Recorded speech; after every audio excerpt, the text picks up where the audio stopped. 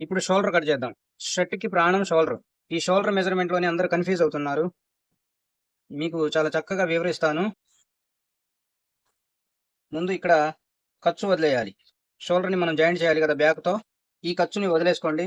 ముందు దీన్ని లెవెల్ చేసుకోండి. ఖర్చు ఎంతైతే పడతారో అంత ఖర్చు. మీరు షోల్డర్ తగిలియడానికి ఎంత ఖర్చు కావాలో అంత. ఇక్కడ చెస్ట్‌లో నుంచి 8వ భాగం పెట్టుకోవాలి. 4.5కి ఒక పాయింట్ తక్కువ వస్తుంది.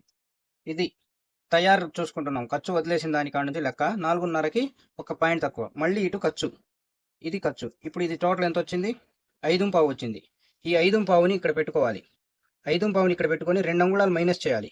అప్పుడు ఇక్కడ ఎంత వచ్చింది? 3.5 వచ్చింది. 2 అంగుళాలు తేడా ఉంది. ఈ 2 అంగుళాలు తేడా పెట్టుకోవాలి. ఈ 2 అంగుళాలు తేడా పెట్టుకుంటే కరెక్ట్ కూర్చుంటది. షోల్డర్ వచ్చేసి 18 పొడవు. ఇది ఖర్చు కోసం. ఇలా కూడా 18, ఇది ఖర్చు. ఇక్కడ ఒక పాయింట్ ఇలా బయటికి పెట్టుకోవాలి.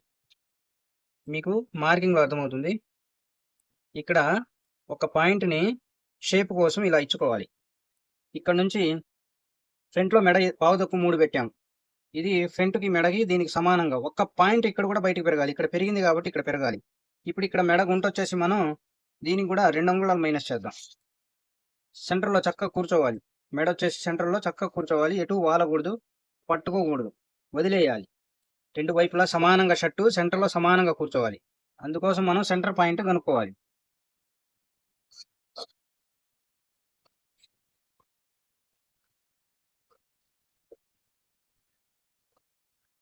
ఇక్కడ కొంచెం లైట్‌గా రౌండ్ షేప్ ఉంటేనే చెయ్యి కూర్చుంటది. లేకపోతే చెయ్యి కూర్చోదు. దీన్ని ఈ షోల్డర్‌ని ఇలా సెంటర్ వాల్చుకోవాలి. ఇక్కడ ఒక మార్కింగ్ పెట్టుకోండి. Centre marking. షోల్డర్ కట్ చేసే విధానం అసలైనది ఇది. ఇలా కటింగ్ చేయాలి.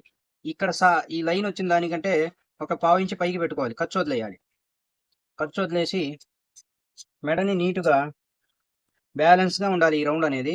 గుంట ఎక్కువ కొడితే కూర్చోదు. ఇది బ్యాలెన్స్‌గా కూర్చోబెట్టాలి.